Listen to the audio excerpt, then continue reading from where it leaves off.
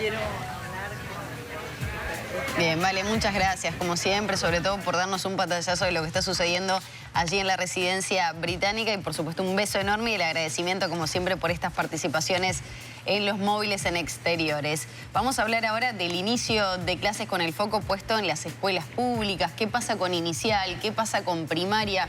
¿Cómo fueron estos primeros días? ¿Cómo se están sobrellevando estos días de calor también en esas aulas?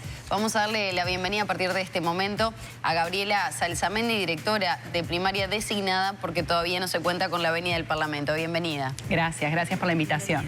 Bueno, ¿cómo están sobreviviendo los chiquilines pobrecitos con estos calores insoportables en las aulas? ¿Qué han podido hablar? Me imagino que ha sido tema también entre las directoras, las maestras y los maestros. Sí, seguro que es un tema que está sobre el tapete, lo hemos conversado con maestras, con maestros, con los niños, con las familias y bueno, y con las autoridades también que están actualmente en primaria. Es un tema que preocupa, pero sabemos que es un tema como todos los climáticos que llegan y pasan.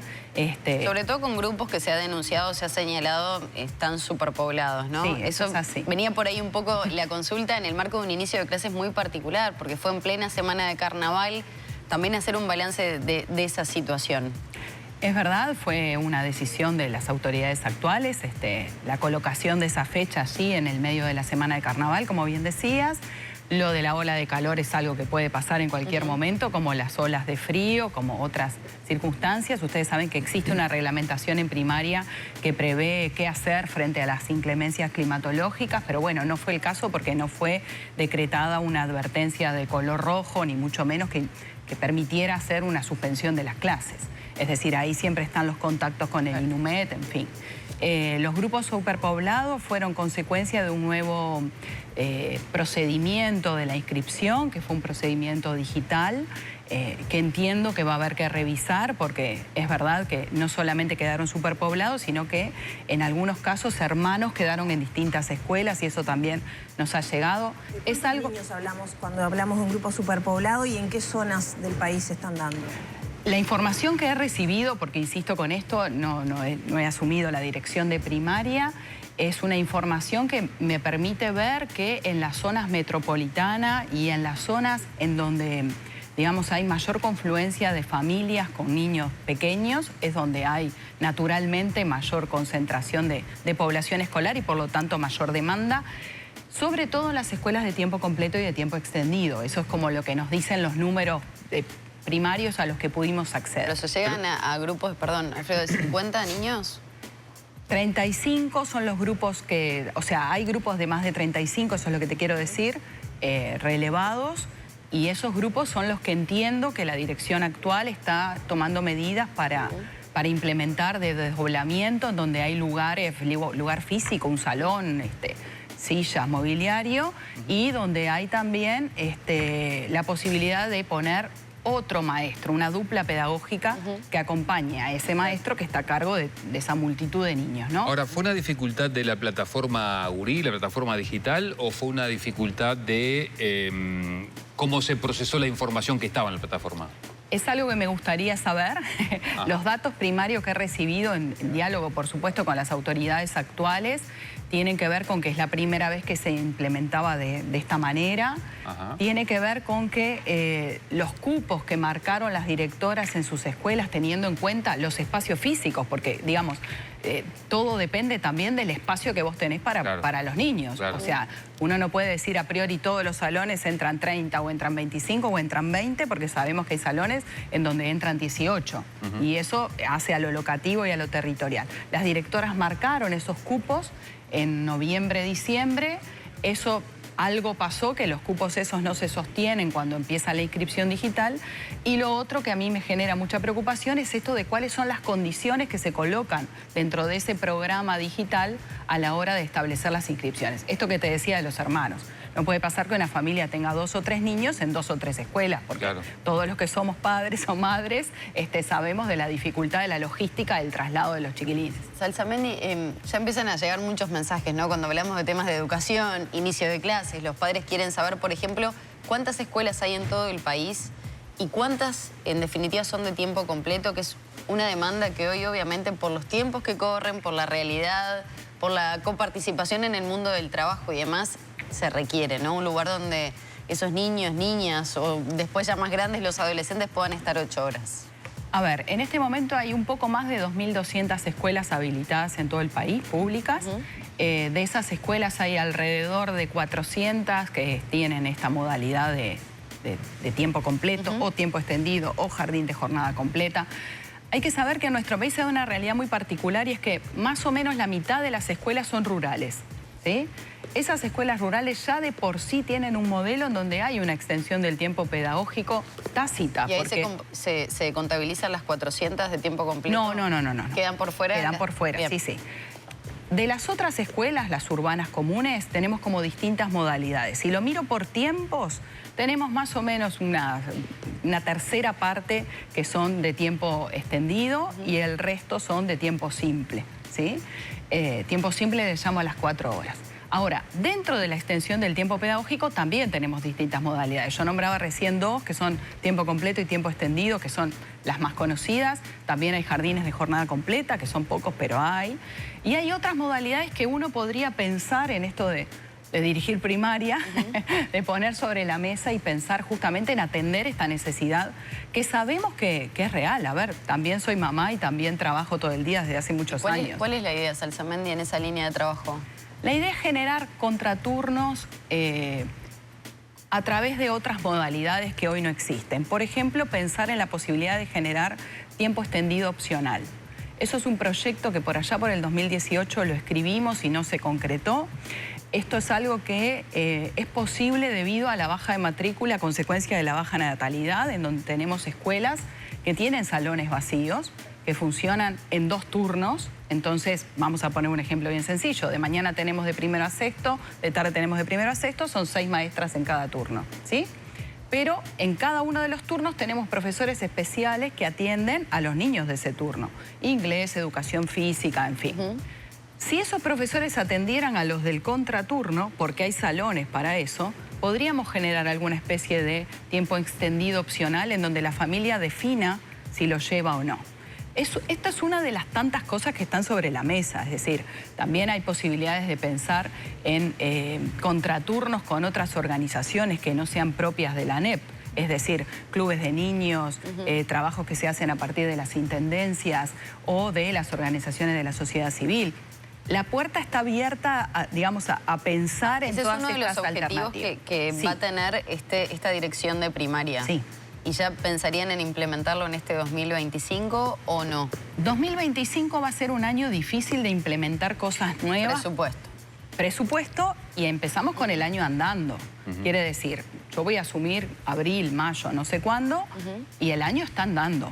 ¿Cómo hacemos con un año andando para hacer estas cosas y decir, bueno, no, tu hijo en vez de ir a esta escuela ahora va a ir a esta otra, o en vez de ir a este turno va a ir a este otro, cuando en realidad las familias ya tienen organizado su año, su esquema de movilidad en la... Es esperable que estos cambios se apliquen entonces en 2026. Sí, porque además para conseguir convenios necesita plata para saber cuánta plata tiene para ver qué convenio firma. Clarísimo. ¿No? Claro. Termino la pregunta.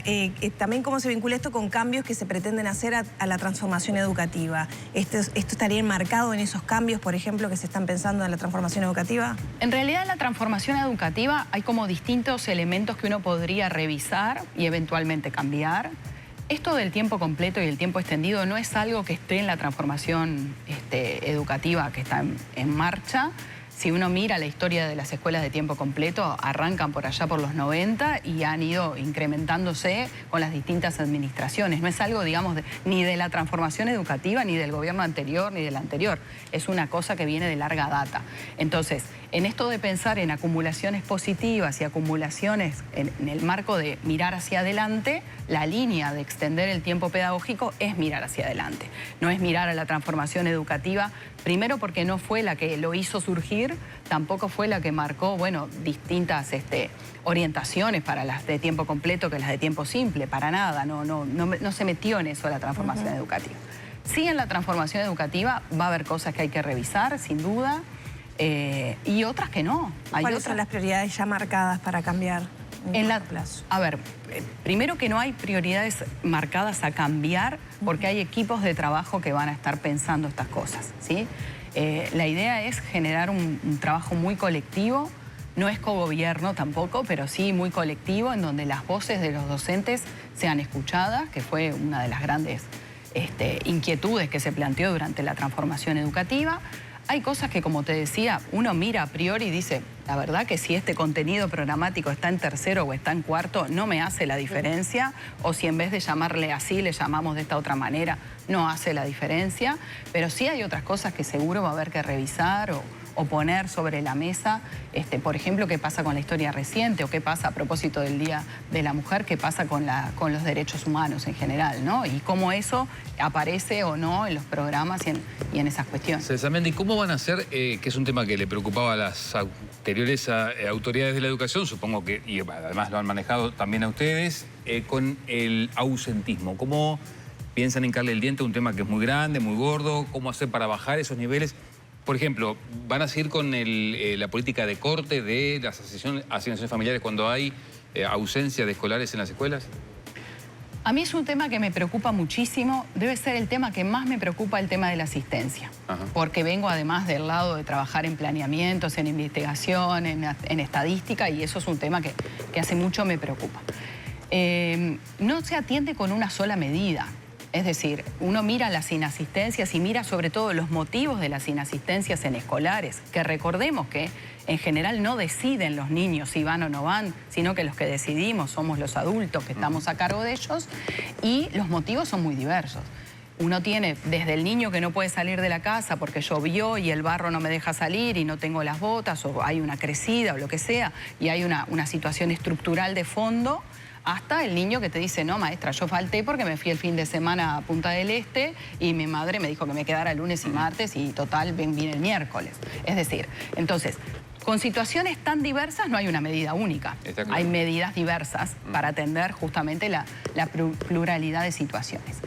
En ese marco, sobre la mesa hay muchas, digamos, intenciones de llevar adelante cosas. ¿Por ejemplo? Que tienen que ver con utilizar a los medios de comunicación para generar conciencia. Tenemos que estar todo el tiempo diciéndoles a las familias y a los referentes familiares la importancia de que el niño asista a la escuela, ¿sí? Que todo eso ha cambiado en los últimos años, sobre todo post-pandemia, ¿no? Totalmente. Y no solo en los contextos más vulnerables socioeconómicamente hablando, sino en los colegios privados. Esa visión de los padres que si falta un día o dos no pasa nada. Sí, sí. Atraviesa todos los quintiles, atraviesa todas las modalidades de escuela, y no es un problema solo de Uruguay, además. Entonces, ¿qué fue lo primero que hicimos? Naturalmente fue ir a ver experiencias de otros países. Bueno, ¿qué están haciendo en otros lugares para mejorar la asistencia de los niños?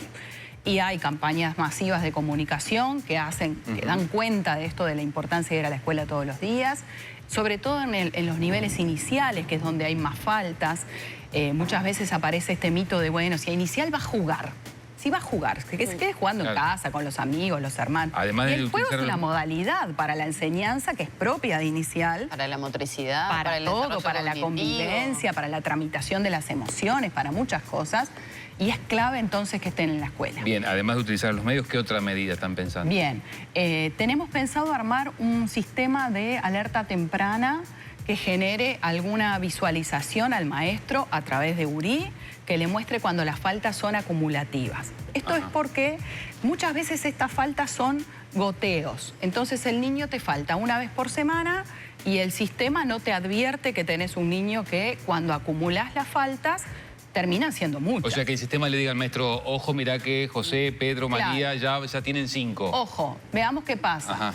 Esto no quiere decir tampoco que vayan los niños enfermos a la escuela, que no se malinterprete. Si el niño está enfermo, por supuesto que va a quedarse en la casa. Bien. Pero sí que el maestro tenga esta herramienta como para ver entre todas las tareas que tiene que hacer de una manera más sencilla y advertirlo de una manera más sencilla y ver cuál es el motivo, ¿sí? Esto sucede sobre todo, como te decía, por las faltas por goteo. Bien. Si un niño falta 3 días en un mes, estoy hablando de menos de una vez por semana, a lo largo del año escolar, que son 10 meses, son 30 faltas. A lo largo de primaria son 180 días. Y 180 días es un año lectivo. Entonces, si el niño que tengo a cargo, la niña que tengo a cargo, falta 3 veces por mes y esto se produce regularmente, en vez de hacer 6 años de primaria, hace 5. Es tremendo ese dato. Es tremendo ese dato. Y uno no se da cuenta, porque que falte 3 veces, si llueve mucho, si hace frío, si hay ola de calor. Si está cansado. Entonces, claro, nos quedamos hasta tarde ayer, ¿verdad? Entonces son esas cosas que hay que como incidir con mayor fuerza en este mensaje bien, público. entonces, utilización de los medios, alerta temprana, ¿qué más? Bueno, vos mencionabas recién lo de las asignaciones. Lo de las asignaciones es algo que también está sobre la mesa. O sea, se va a mantener la política de cortar las asignaciones si hay faltas. Esa política ha sido una política que se ha implementado, se ha sacado, se ha vuelto a poner, se ha vuelto a sacar muchísimas veces. ¿Y ahora qué se va a hacer? Y ahora estamos estudiando cuáles son esas condiciones. Porque lo cierto es que uno tiene que hacer lo que tiene que hacer, pero hay una discusión para dar en el terreno este de la asignación, entendiendo la vulnerabilidad también del niño. Entonces, haremos lo que haya que hacer y veremos de qué manera se cubre esa necesidad. O sea, no lo tienen claro todavía. Estamos estudiándolo. Yo te diría que lo vamos a tocar. Ahora, ¿Para qué sentido? En el sentido de cortar. De cortar. Sí. ¿Usted es favorable a esa posición? Yo soy favorable a ese, pero no lo voy a definir yo sola, naturalmente, como les decía. Hay una subdirectora, que es Selva Pérez, que ustedes la conocen. Ella fue inspectora técnica de primaria y además ha pasado por todos los roles dentro de la vía jerárquica, digamos, de los docentes, y ella es la que está trabajando conmigo, entre otras cosas, para definir esto, junto con la secretaria docente y el resto del equipo. Que claro, por ahí había quedado colgado ese titular que decía, si los niños no van, no se puede hacer mucho. Y creo que quedó como colgado en tal vez un diálogo más extenso, ¿no? Exactamente, lo que decía, claro. Porque el que leía eso parecía que decía, bueno, no hay nada para hacer. No. Y estas son las medidas que se aplicarían. Exacto, lo que quise decir, y bueno, y fue el recorte ese del titular, es, si el niño no está en la escuela, todo lo que se haga dentro de la escuela no impacta en el niño. Es decir, si yo enseño algo de matemática, o estoy trabajando la convivencia, o estoy trabajando derechos humanos, ese niño que no está en la escuela se pierde eso. Entonces no se puede hacer nada de eso si no lo tengo en la escuela. ¿Qué se puede hacer para que esté en la escuela? Todo esto y seguramente muchas más cosas. Salsamedi, ya para terminar, y a propósito de qué recibe el nuevo gobierno en materia educativa y en materia de primaria, ¿cómo puede ser que tengamos grupos superpoblados, estas dificultades que usted mencionaba, cuando la matrícula bajó y las autoridades salientes niegan que haya recortes de grupos y de cargos como han denunciado los gremios docentes? Ahí la cuenta es clara. Si tenemos menos niños y tenemos grupos más poblados, algo de recorte tiene que haber habido. ¿Hay menos cargos docentes? ¿Hay menos maestros? Y seguramente. ¿Hay maestros sin trabajo entonces? Sí, seguramente. Sí. Es un dato que estoy en este marco de la transición, conversando con las autoridades para hacerme de esa información y ver después, bueno, qué cosas se pueden hacer. Fue un buen el balance que se hace de esta gestión anterior, ¿cómo es?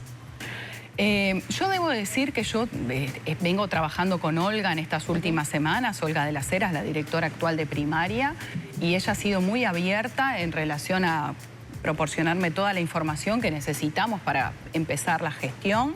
Y ha sido tan abierta que me ha dicho, bueno, en esto nos faltó esto, o acá me hubiera gustado esto otro. O sea que tenemos de verdad un diálogo muy franco. Somos dos mujeres que venimos de la educación, somos dos maestras que hemos hecho otros recorridos, pero que la maestra que está en una queda ahí, y tanto Olga como yo queremos lo mejor para la escuela pública uruguaya y para nuestras infancias. Así que en ese sentido el diálogo naturalmente es franco. Salsamedi, muchísimas gracias. Va a quedar tiempo para seguir abordando en estos 5 años todo lo que vaya ocurriendo a nivel de la educación, particularmente en primaria. Muchas gracias. Gracias a ustedes por la invitación.